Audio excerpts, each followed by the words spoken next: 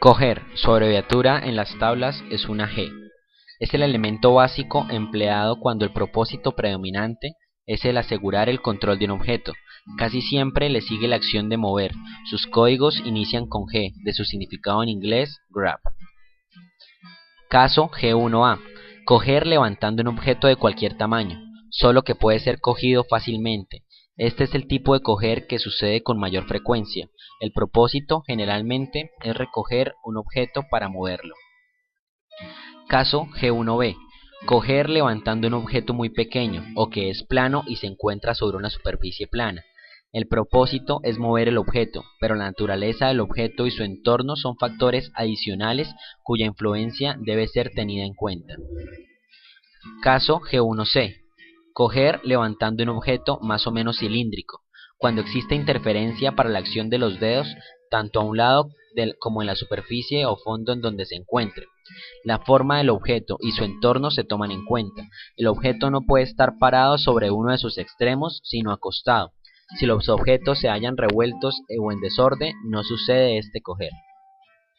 Hay tres subclases del coger G1C, basadas en el diámetro de los objetos más o menos cilíndricos.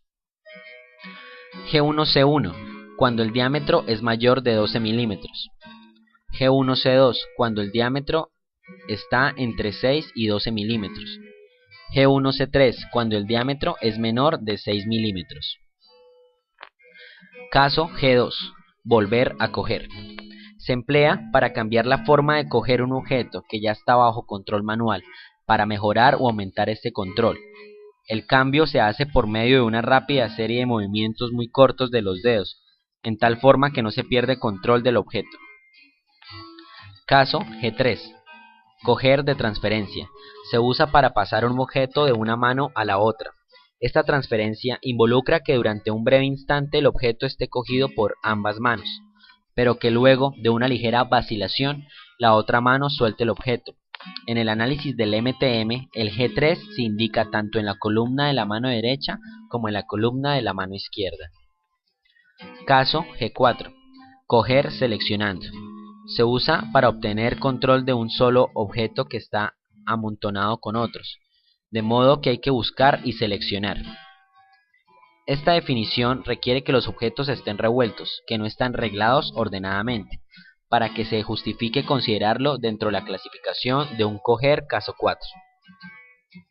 El tamaño relativo de los objetos justifica que haya tres subclases del caso 4 de coger. G4A. Objetos con diámetro mayor de 25 por 25 por 25 milímetros. G4B.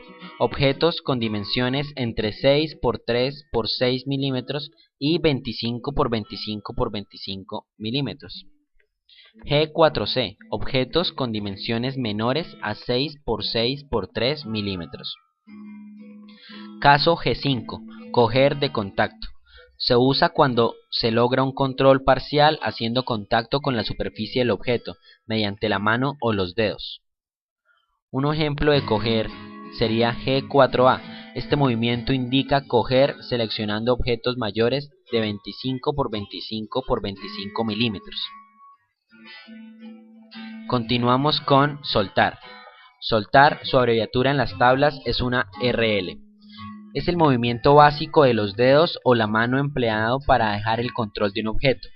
Inicia con RL de las palabras en inglés release, que significa soltar, en un movimiento muy corto, ya que el control se pierde en el momento en que los dedos se separan del objeto. Es un movimiento muy corto. Y en los análisis originales de las películas se había asignado el tiempo de un cuadro, o sea, 1.7 TMU. Posteriormente, con el uso de películas tomadas a mayor velocidad, se usó el tiempo actualmente asignado de 2.0 TMU. Casos de soltar. RL1.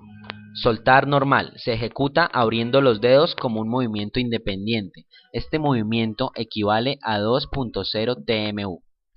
RL2. Soltar de contacto. Consiste en romper el contacto entre los objetos y los dedos en la mano. Su único propósito es el proporcionar un elemento MTM para describir el hecho en el que el objeto se ha dejado estar bajo control manual. Normalmente, un soltar de contacto indica la terminación del control manual después de un coger de contacto, y como sucede con el G5, no tiene tiempo asignado. Continuamos con posicionar. Su abreviatura en las tablas es una P. Es el elemento básico de los dedos o la mano empleado para alinear, orientar y enjacar un objeto en otro para obtener una relación específica. P mayúscula indica position, que es en inglés posicionar. Existen tres clases de ajustes que indican por la presión o fuerza y por el cuidado de control requeridas. Estas clases son: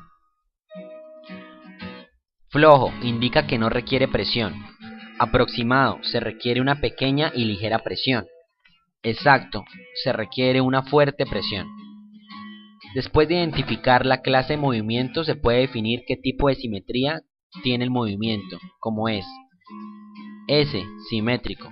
Las piezas pueden ser posicionadas sin necesidad de rotar alrededor del eje de inserción.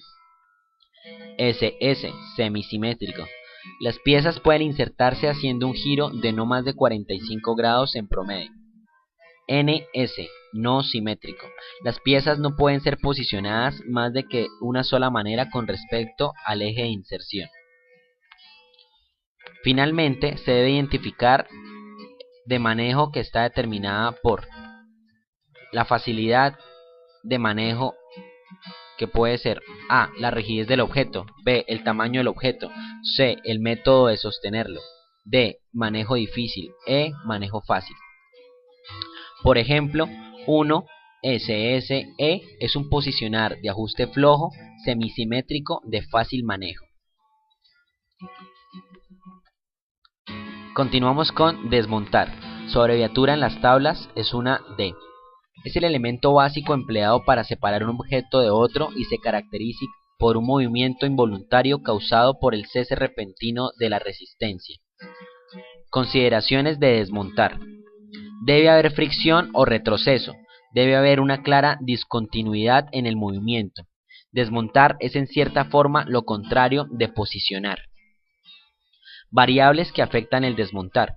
Para desmontar se encontrarán dos tablas, donde se enfrentan la facilidad de manejo con clase de ajuste. Para la primera se encuentran tres clases de ajuste. Las clases de ajuste se distinguen unas de otras por la cantidad de fuerza requerida para separar las partes y la longitud de la subsecuente retroacción. Ajuste suelto, clase 1, retroacción máxima de 5 centímetros. En la tabla aparece como D1. Ajuste flojo, clase 2, retroacción entre 5 centímetros y 12.5 centímetros. En la tabla aparece como D2. Ajuste duro, clase 3, retroacción entre 12.5 centímetros y 30.5 centímetros. En la tabla aparece como D3. Existen dos facilidades de manejo. Fácil de manejar, simbolizado por la letra E. Objetos que pueden cogerse y desmontarse sin cambiar el coger en forma alguna. Difícil de manejar, identificado con la letra D. Las partes que son difíciles de manejar son aquellas que no pueden cogerse fácilmente. En algunos casos de desmontar se pueden presentar un atorón. Debido a un ajuste flojo, los atorones no ocurren con el D1, ocurren entonces con D2. Agréguese un valor a coger G2 para cada atorón. La segunda tabla muestra cuidado en el manejo. En ciertos casos debe tenerse cuidado extraordinario para ejecutar el desmontar. Esto puede ser necesario para evitar daño a los objetos que están siendo separados, o puede ser necesario si pudiera causarse algún daño a la mano debido a una retroacción no controlada. Cuando el ajuste normalmente se clasificaría como un D1, se debe usar el D2 para compensar el tiempo extra requerido para tener cuidado en el manejo. Cuando el ajuste normalmente sería un D2, úsese el tiempo D3. Si ha de tenerse cuidado extraordinario en realizar el desmontar cuando el ajuste normalmente se consideraría un D3, el método usualmente sería cambiado para evitar la retroacción final. Situaciones de esta naturaleza deben observarse para determinar el método que se usa en cada caso.